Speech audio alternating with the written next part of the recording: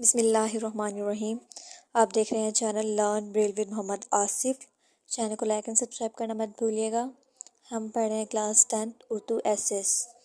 آج کا ہمارا ایسے ہے اتحاد۔ فرد قائم ربط ملت سے ہے تنہا کچھ نہیں، موج ہے دریا میں اور بیرون دریا کچھ نہیں۔ ہیڈنگ نمبر 1، مفہوم اور اہمیت۔ اتحاد کے معنی آپس میں متحد اور اکٹھے ہو کر زندگی بسر کرنے کے ہیں۔ یوں تو اتحاد ایک چھوٹا سا لفظ ہے، مگر یہ لفظ اتنا جامع ہے کہ اس کے اندر معنی کا ایک جہان پوشیدہ ہے۔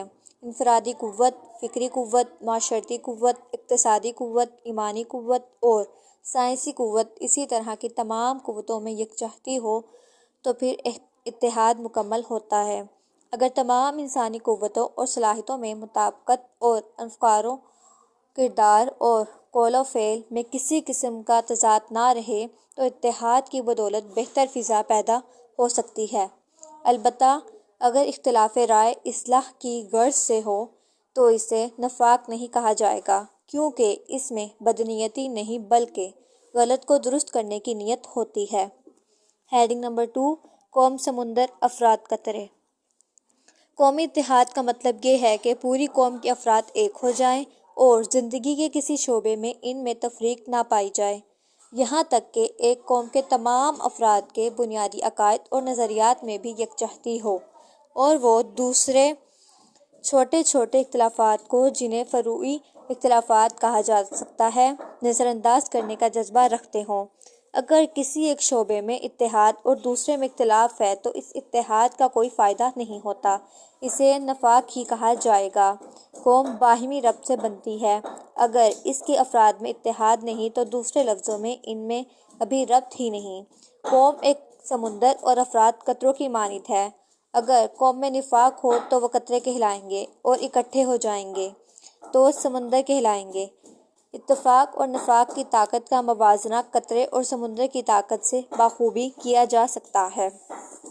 ہیڈنگ نمبر 3، اتحاد تعمیری نشوونما، نفاق تخریب کا سبب۔ تاریخ کے اوقار شاہد ہیں کہ آج تک جس قوم یا ملک نے ترقی کی ہے، اس کی بنیاد اتحاد اور اتفاق ہی رہی ہے۔ اگر کسی ملک میں بڑے بڑے ذہین اور کامیاب سائنسدان ہوں، اس کے پاس سامان حرب بھی باافراط ہو، اس کے جرنیل بھی تجربہ کار اور جنگجو ہوں، اس میں بڑے بڑے علماء اور فضلاء بھی موجود ہوں، اور اس کے پاس بری، بحری اور ہوائی قوتیں بھی ہوں، مگر قوم میں اتفاق یا اتحاد نہ ہو تو یہ تمام قوتیں اور صلاحیتیں بیکار بلکہ نہ ہونے کے برابر ہیں۔ قوم کا نفاق اپنی تمام صلاحیتوں کے باوجود اپنے ملک کو ترقی دینے کی بجائے اسے تباہ و برباد کر کے رکھ دے گا، کیونکہ اتحاد تعمیری نشوونما کا اور نفاق تخریب کا سبب بنتا ہے۔ ہیڈنگ نمبر 4، اتحاد کی حرارت سے سخت چیز موم، نا اتفاقی اور باہمی عداوت جو اتحاد کی ضد ہے، قوم اور اس کے افراد کو زیاں اور بدبختی کی طرف لے جاتی ہے۔ مشکل سے مشکل کام کو انسان اکٹھے ہو کر کرے تو وہ نفسیاتی طور پر ان کے لیے مشکل نہیں رہتا اور نہ انہیں اس میں ناکامی ہوتی ہے۔ اتحاد ہی حرارت سخت سے سخت چیز کو بھی موم کی طرح پگھلا دیتی ہے۔ اتحاد سے انسان کے اندر ایک خاص قسم کا تعمیری جذبہ پیدا ہو جاتا ہے جو دلوں میں حوصلہ اور ہمت کو بڑھاتا ہے۔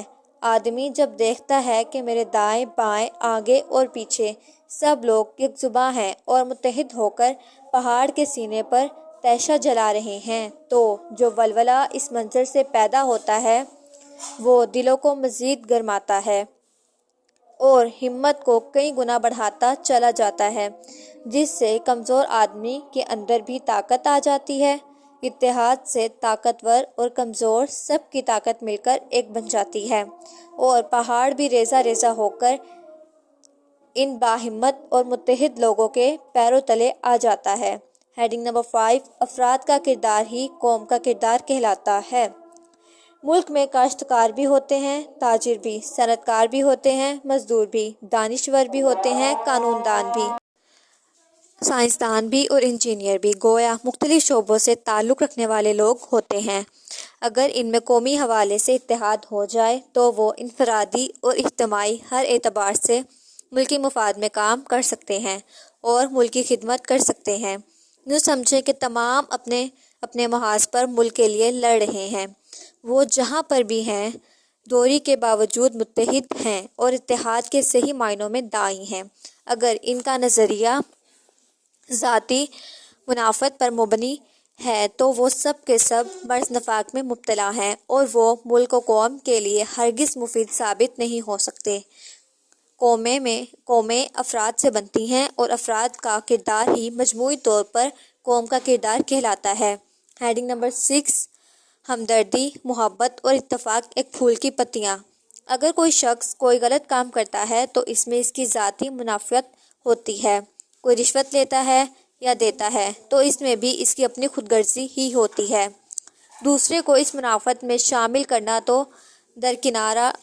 درکنار وہ ان کو نقصان پہنچاتا ہے، یہ بھی نفاق ہی کی ایک شکل ہے۔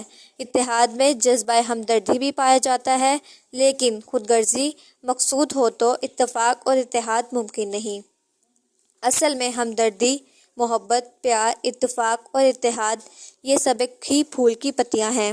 ان سب کا ملاپ پھول کو خوشنمائی بخشتا ہے، جبکہ نفاق ان پتیوں کو منتشر کر کے پھول کو برباد کر دیتا ہے۔ ہیڈنگ نمبر 7، خوشحالی اور ترقی کا دار و مدار اتحاد پر ہے۔ اسلام اخوت کا درس دیتا ہے۔ اخوت کا مطلب ہے بھائی چارہ۔ اخوت سے اتحاد اور مساوات کا سبق ملتا ہے۔ اللہ تعالیٰ نے پیغمبر آخر الزماں صلی اللہ علیہ وآلہ وسلم کو انسانیت کی شیرازہ بندی کے لیے بھیجا تھا۔ مسلمان ہندی ہو یا پاکستانی، عربی ہو یا عجمی، ایرانی ہو یا عراقی، رومی ہو یا افغانی، سب کو ایک ہی لڑی میں منسلک ہو جانا چاہیے۔ ان میں تمدنی، اخلاقی اور مذہبی زندگی میں ہم آہنگی اور یکجہتی ہو۔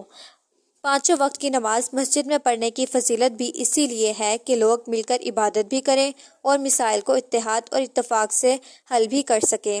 اگر قوم کے افراد میں ایک دوسرے کے ساتھ ہمدردی اور اخوت پیدا ہو جائے تو قوم خوشحال ہوگی اور ملک ترقی کرے گا، کیونکہ خوشحالی، ترقی اور اقبال مندی کا دار و مدار اتحاد اور اتفاق پر ہی ہے۔ ایک ہو جاؤ تو فولاد کی طاقت ہو تم، ساری دنیا کے لیے شمع ہدایت ہو تم۔ یہ تھا ہمارا ایسے اتحاد۔ اب ہم ملیں گے اپنی نیکسٹ ویڈیو میں، تب تک کے لیے ویڈیو کو لائک اینڈ شیئر کریں۔ اللہ حافظ۔